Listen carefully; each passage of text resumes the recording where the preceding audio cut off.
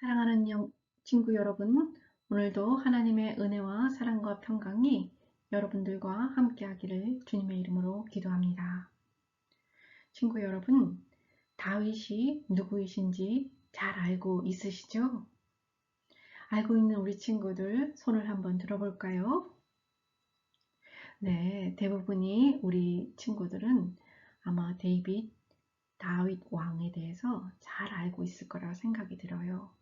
혹시나 모르더라도 괜찮아요. 오늘 배우면 되니까요. 다윗은 이스라엘 왕 중에 가장 위대한 왕이었어요. 다윗 왕이 여러분들과 같이 아주 어렸을 때에는 무엇을 했었죠? 네, 목동이었어요. 양을 치는 목자였답니다. 다윗은 이스라엘 백성 중에 한 사람인 이새라는 사람의 7번째 아들로 태어났답니다. 어릴 때에는 막내여서 별로 주목을 받지 못했는지 겨우 목동일이나 하면서 지냈어요.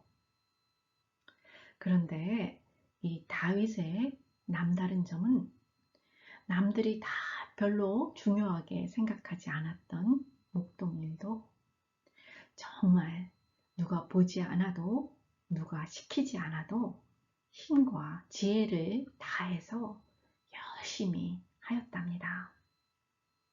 그래서 하나님께서는 누가 보지 않더라도 양들을 위해 힘을 다해 보호하고 또 사랑으로 살피는 다윗의 마음의 중심을 보시고 하나님의 백성인 이스라엘 백성을 돌보고 다스리는 왕으로 세우시기로 생각하셨답니다.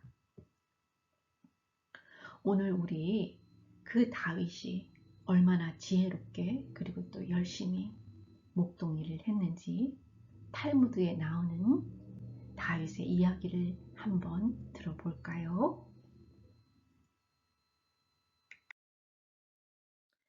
다윗이 양들을 맛있는 꼴이 있는 풀밭으로 데려다가 양들이 맛있게 먹을 수 있도록 열심히 노력하던 중에 하루는 보니까 글쎄 힘이 세고 또 건장한 양들이 어리고 약한 양들과 나이가 들어서 힘이 없어서 음식을 잘 못 먹는 그 양들을 밀쳐내고 그 힘센 양들만 연하고 맛있는 풀들을 다 먹어버리는 거였어요. 글쎄.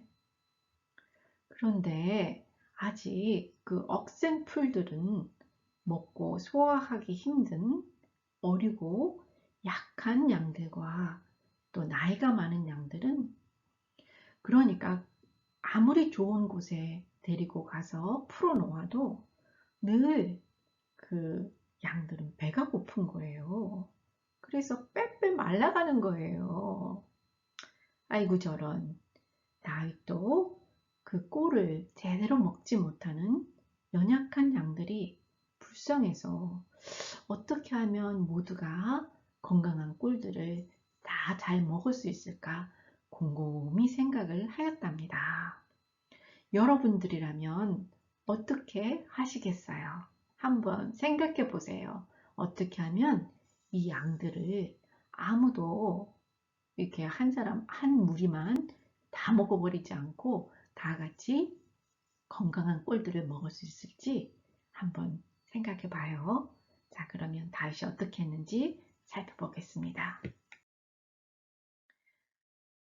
다윗이 한날은 일찍 일어나서 우리 시폴드를 칸막이를 설치를 했어요.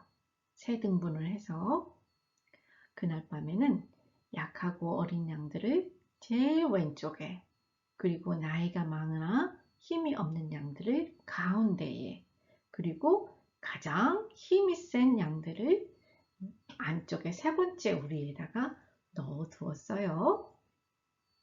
그리고 다음날 아침이 되자 다윗은 제일 먼저 어리고 약한 양들을 풀밭으로 내어 놓아서 마음껏 풀들을 먹게 했어요. 그리고 난 다음에 두 번째로 그 양들이 충분히 먹고 난 다음에 두 번째로는 나이가 많고 힘이 없는 양들을 내보내서 다시 풀들을 먹게 했어요. 그리고 충분히 그 나이 많은 양들이 풀을 먹자 이번에는 마지막으로 힘이 세고 건장한 양들을 풀어놓아서 거센 풀들도 충분히 먹을 수 있도록 해주었답니다. 와우, 얼마나 다윗이 지혜로운가요? 이렇게 지혜로운 다윗을 통해서 약하고 어린 양들도 또 나이 많고 힘이 없는 양들도 힘이 세고 건장한 양들도 모두 맛있는 꼴을 먹고 마음껏 건강하게 잘 자랄 수가 있었답니다. 그리고 그 지혜로 다윗은 뒤에 왕이 될 때에도 이스라엘 백성들을 아주 지혜롭게 잘 다스렸다고 합니다. 여러분, 전도사님은 여러분 모두가 다윗과 같이 지혜가 있는 어린이들이 되기를 바랍니다. 그런데 이 잠언에 보니까 지혜를 찾는 자에게 지혜를 주신다고 하네요. 제가 한번 읽어볼게요. 여러분들 영어로 보셔도 더 이해가 빠를 수도 있을 것 같아요. 한번 보시고요. 제가 한글로 읽어드리겠습니다. 나 지혜는 명철로 주소를 삼으며 지식과 근신을 찾아 얻나니 내게는 계략과 참 지식이 있으며 나는 명철이라. 내게 능력이 있으므로 나로 말미암아 왕들이 치리하며 관리자들이 공의를 세우느니라. 나 지혜를 사랑하는 자들이 나의 사랑을 입으며 나 지혜를 간절히 찾는 자가 나를 만날 것이라. 부귀가 내게 있고 재물과 공의도 그러하니라. 와우. 지혜를 사랑하는 자가 자가 사랑을 입으며 또 지혜를 찾는 자에게 지혜를 주신다고 하네요. 우리 KPCM 어린이 여러분들은 모두 하나님의 주시는 지혜를 소유해서 다윗과 같이 지혜로운 어린이들로 자라나기를 바랍니다. 아멘입니까? 그런데 오늘 본문에서 보니까 또 다른 지혜에 대한 이야기가 나오는데 무슨 일인지 우리 한번 살펴볼까요? 여러분, 혹시 예수님께서 십자가에 돌아가셨을 때 사도들이 어떻게 했는지 기억나시나요? 네, 요한복음 20장 19절에 보니까 그 제자들이 예수님이 돌아가시고 난 후에 너무너무 실망도 하고 무서워서 그 다락방 문을 꼭꼭 잠그고는 두려움에 덜덜덜덜 떨고 있었잖아요. 기억나시죠? 그런데 오늘 보니까 그 사도행전 5장 42절에 보니까 성령님께서 그들에게 오신 후에는 예수님은 그리스도, 즉 메시아이시다 라고 사람들 앞에서 담대히 선포하고 또 증언하는 거예요. 그로 인해서 3,000명, 5,000명, 아니 그보다도 더한 사람들이 회개하고 또 예수님을 믿게 되었고 심지어 이제는 제자들이 많은 병자들도 일으키고 귀신들도 내어쫓고 담대히 예수님에 대해서 증언하자 많은 사람들이 예수님을 주로 영접하고 믿게 되었답니다. 그런데 이를 시기하는 제사장들과 또 사두개인들이 이런 제자들을 심지어 감옥에까지 들어보내고 했지만 그 제자들은 두려움 없이 날마다 성전이나 집이서나 어디서든 용기 있게 주님을 증거하였다고 합니다. 여러분, 어떻게 이 제자들의 마음이 이렇게 180도 바뀔 수가 있었을까요? 네, 그것은 바로 성령님께서 그들의 마음 가운데 오셨기 때문이랍니다. 우리에게도 우리가 주님을 믿음으로 고백할 때 이미 성령님께서 우리에게도 오셨답니다. 우리도 그 성령님의 은혜와 또 능력을 의지해서 세상에 나가 복음을 전하고 또 어떠한 어려움이나 장애물이 와도 담대하게 또 이겨나갈 수 있게 하신답니다. 그런데 그렇게 성령의 능력으로 복음이 전파되자 믿는 사람 수가 갑자기 너무너무 많아지고 또 교회가 커지자 교회에 문제가 생겼다고 하네요. 오늘 읽은 본문 6장 1절에서 보니까 옛날 이스라엘에서는 고아와 과부와 또 어려운 사람들을 돌보는 것이 매우 중요한 일이었어요. 그래서 또 당연히 주님의 교회도 고아와 과부 그리고 또 어려운 사람들을 열심히 도와주었답니다. 그런데 사람들이 갑자기 너무너무 많아지다 보니까 12사도가 말씀 가르치는 일도 제대로 못하고 기도할 시간도 부족해서 그 일을 잘 감당하지를 못하고 또 이렇게 구제하는 일들도 문제가 생기기 시작한 것이었어요. 그리고 당시 예루살렘에는 원래 예루살렘에 살고 있었던 토박이 유대인 크리스찬, 즉 히브리파 유대인도 있었고 또 외국에서 오랫동안 살면서 로마나 그리스 같은 지역에서 살면서 그리스말, 즉 헬라말을 쓰는 헬라파 유대인들도 막 같이 섞여 있다 보니 이 12제자가 그 모든 상황을 파악하기에는 쉽지를 않았던 것 같아요. 그래서 음식을 나누는 과정에서 불만이 생겼다고 하네요. 글쎄.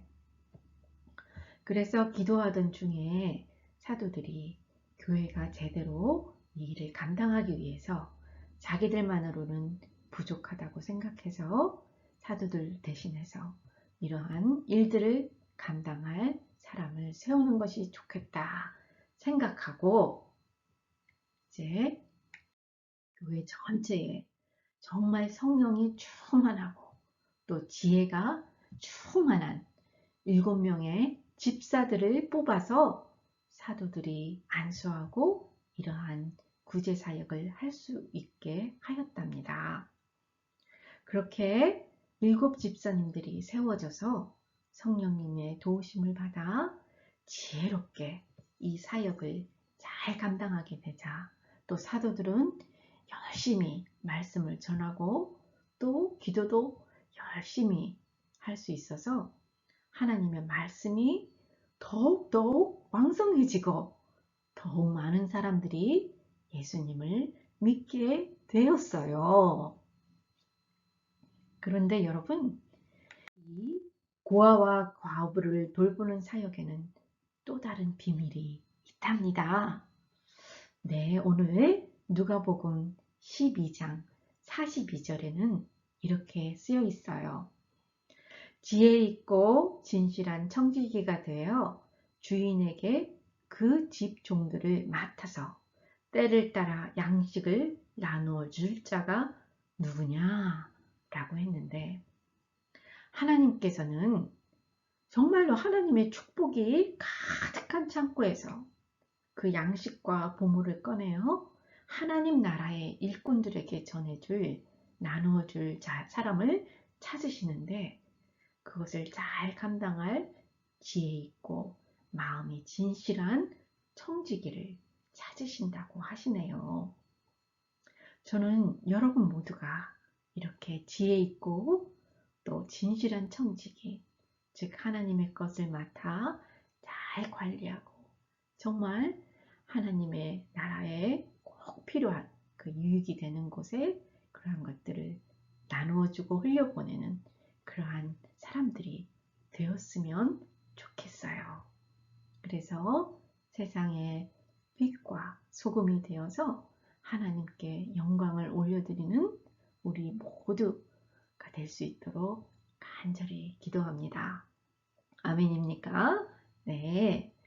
그런데 여러분, 초대교회가 비록 부자들이 자기의 재산을 다 팔아서 사도들 앞에 갖다 놓고 또 여러 사람들과 나누고 또 도와주고 힘을 다했지만 그렇게 쉬운 일은 아니었어요. 왜냐하면 1세기 때 이스라엘에는 아주 가난했어요. 그때 당시 로마의 통치 아래 이스라엘이 있었고 또 모든 세금을 로마가 다 걷어서 가져갔답니다. 그러다 보니까 많은 사람들이 너무너무 가난해서 먹고 살기조차도 쉽지 않았던 것 같아요. 그래서 몇몇 부자들이 자기 집과 밭을 팔아서 교회에 갖고 와도 이 많은 숫자들을 다 돌보기에는 정말 턱없이 부족했겠죠. 그래서 그 7집사뿐만 아니라 모든 교회의 리더들은 이 가난한 사람들을 돕는 선한 일에 정말로 하나님께서 도와주실 그런 하나님의 프로비덴셜 케어를 믿고 또 기도할 수 있는 그런 충만한 믿음 충만한 사람, 지혜 충만한 사람이 그 7집사의 조건이었던 것 같습니다. 그래서 오늘 본문에서도 이러한 일을 감당하는 집사들로 성령과 지혜와 믿음에 충만한 사람을 뽑았다고 말하고 있어요. 그럼 여러분, 나는 어려서 지혜가 부족하다고요? 나는 아직 잘 몰라서 믿음이 없다고요? 걱정 마세요. 그 모든 것은 성령님께서 선물로 주신다고 하신답니다. 이사야 11장 2절에 보니까 성령은 지혜의 영이라 되어 있고요. 고린도전서 12장 9절에 보니까 믿음도 성령님의 선물이다 라고 되어 있어요. 여러분, 예수님은 그리스도 메시아이십니다 라고 담대하게 여러분 주변에 복음을 전하고 싶으세요? 또 앞으로 여러분들이 자라서 교회 일들을 부모님을 대신해서 할 때 감당할 믿음과 지혜도 정말 필요하시겠죠. 또한 우리의 매일의 일상 가운데서도 정말 우리가 지혜가 있다면, 믿음이 있다면 얼마나 좋겠어요. 그럴 때 우리가 성령님께 기도하면 정말 모든 것을 후해 주시는 주님께서 그 모든 것들을 더하여 주신답니다. 그러한 성령님을 힘입어서 여러분들이 힘차게 정말 주님의 나라를 위하여 또 주님의 복음 전파를 위하여 힘차게 전하는 주의 어린이들로 자라나시기를 전도사님이 날마다 기도하고 있답니다.